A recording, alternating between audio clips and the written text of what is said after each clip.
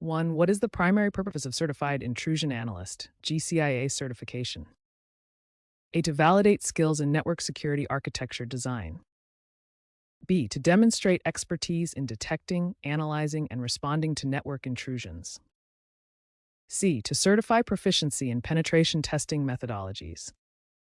D. To assess knowledge of security policy development. 2. According to adult learning principles, which training approach is most effective for GCIA certification preparation? A. Memorizing packet capture syntax without context.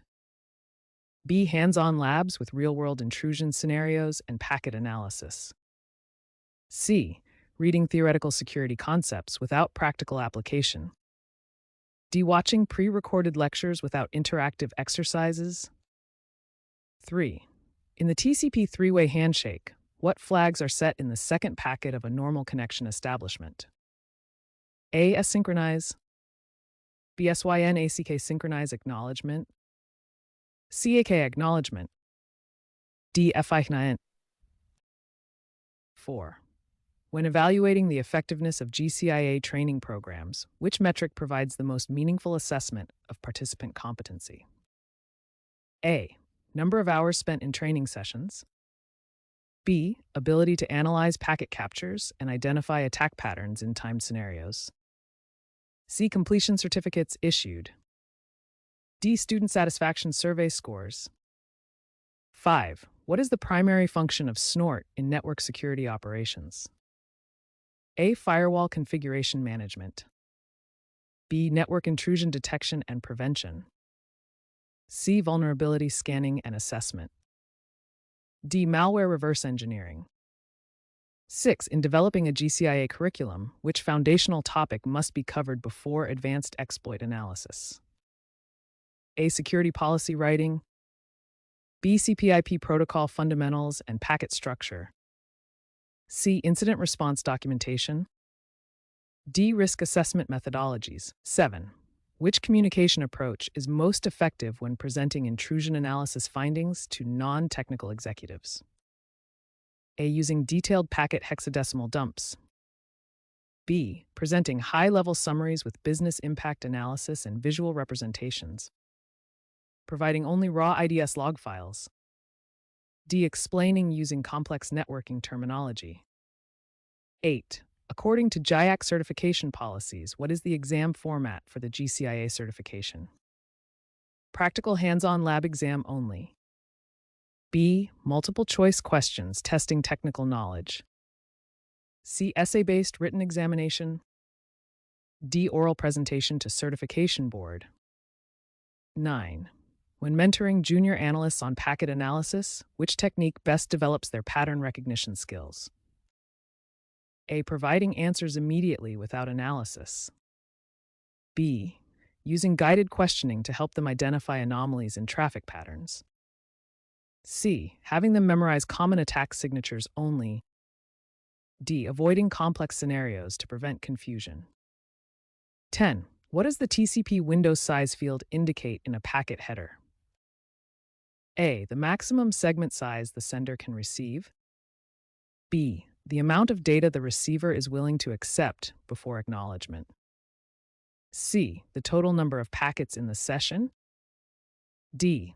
The encryption strength of the connection. 11. In implementing a GCIA certification study group, which structure promotes the most effective knowledge sharing? A. Individual study without collaboration.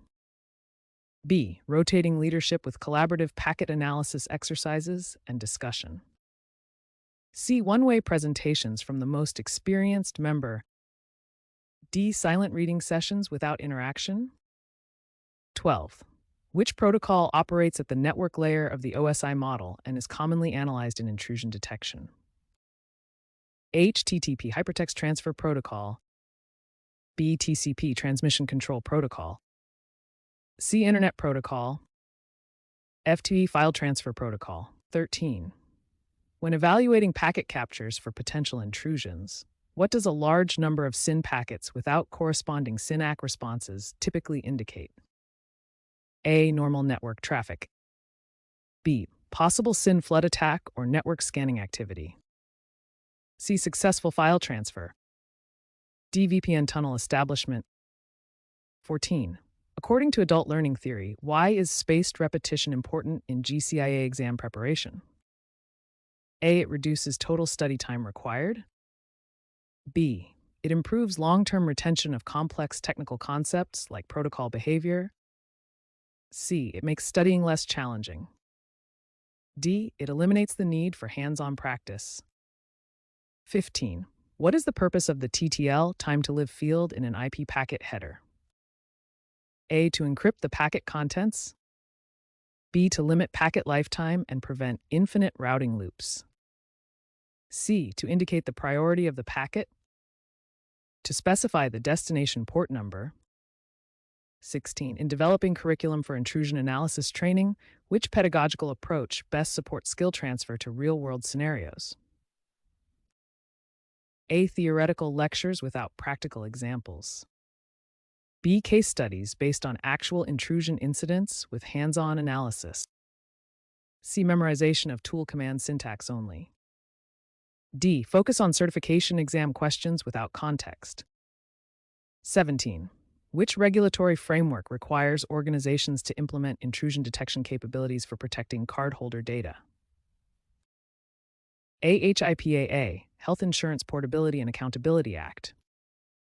B. PCI-DSS, Payment Card Industry Data Security Standard. C. Sarbanes-Oxley Act. D. FERPA, Family Educational Rights and Privacy Act. 18. What is the significance of observing unusual outbound traffic patterns during network monitoring?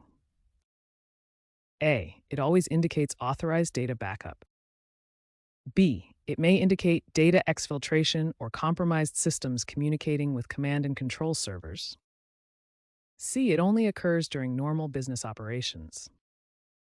D. It is never a security concern. 19. When mentoring analysts on creating detection signatures, which principle ensures effective rule development?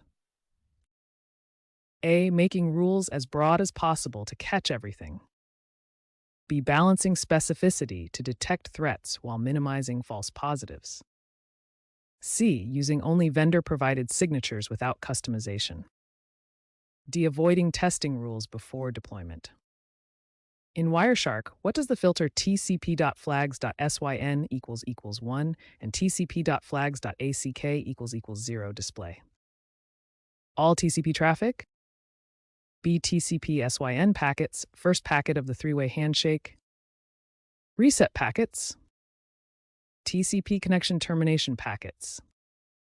21. Which evaluation method best assesses a student's ability to perform real-time intrusion analysis? A. Written multiple choice exam only. B. Timed practical exercise analyzing live or recorded network traffic for threats. C. Self-assessment questionnaire. D. Group project without individual accountability. 22. What information is contained in the IP header that helps identify packet fragmentation? A. Source and destination MAC addresses. Fragment offset, identification, and flags fields. TCP sequence numbers. Headers. 23. According to GIAC continuing education requirements, how many continuing professional education CPE credits must GCIA holders earn every 4 years? A. 15 CPE credits. B. 24 CPE credits. 36 CPE credits. D. 48 CPE credits. 24. When communicating about a zero-day exploit discovered in network traffic, which information should be prioritized in the initial alert? A. Complete technical analysis with all packet details. Affected systems, potential impact, and immediate mitigation steps. See historical context of similar vulnerabilities only. D. Detailed packet hexadecimal dumps without explanation. 25. What is the primary purpose of NetFlow data in intrusion analysis? A. To capture full packet payloads for deep inspection. B. To provide high-level traffic flow summaries for identifying anomalous patterns. C. To replace traditional intrusion detection systems. D. To encrypt network communications. 26. In developing competency-based GCIA training, which assessment approach validates skill mastery? A. Time-based attendance tracking. B. Performance-based demonstrations of packet analysis and threat identification. C. Peer popularity votes.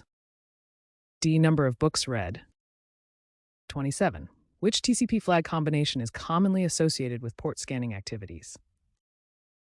K. K only. C. FIN, NUL, or XMA scans, unusual flag combinations. D. Normal SYN packets only. 28. When mentoring analysts on identifying advanced persistent threats, APTs, which characteristic patterns should be emphasized? A. Loud, obvious attacks with many alerts. B. Stealthy, low and slow activity with long-term persistence and data exfiltration. C. Random port scanning from external sources. D. Denial of service attacks only. 29. What does the term indicator of compromise IOC refer to in intrusion analysis? A. Network performance metrics. B. Artifacts or evidence that suggest a system has been compromised. Security policy violations. D. Software licensing information. 30. According to effective curriculum design, which sequence best supports GCIA skill development? A. Advanced exploits, basic protocols, detection methods. B. Foundational protocols, attack methodologies, detection and analysis techniques. C. Security policies, risk assessment, technical analysis. D. Random topic order without logical progression. 31. In analyzing HTTP traffic for potential intrusions, what might excessive post requests to unusual URLs indicate? A. Normal web browsing behavior. B. Possible web application attacks such as SQL injection or command injection. C. Successful software updates. D. Standard content delivery network activity.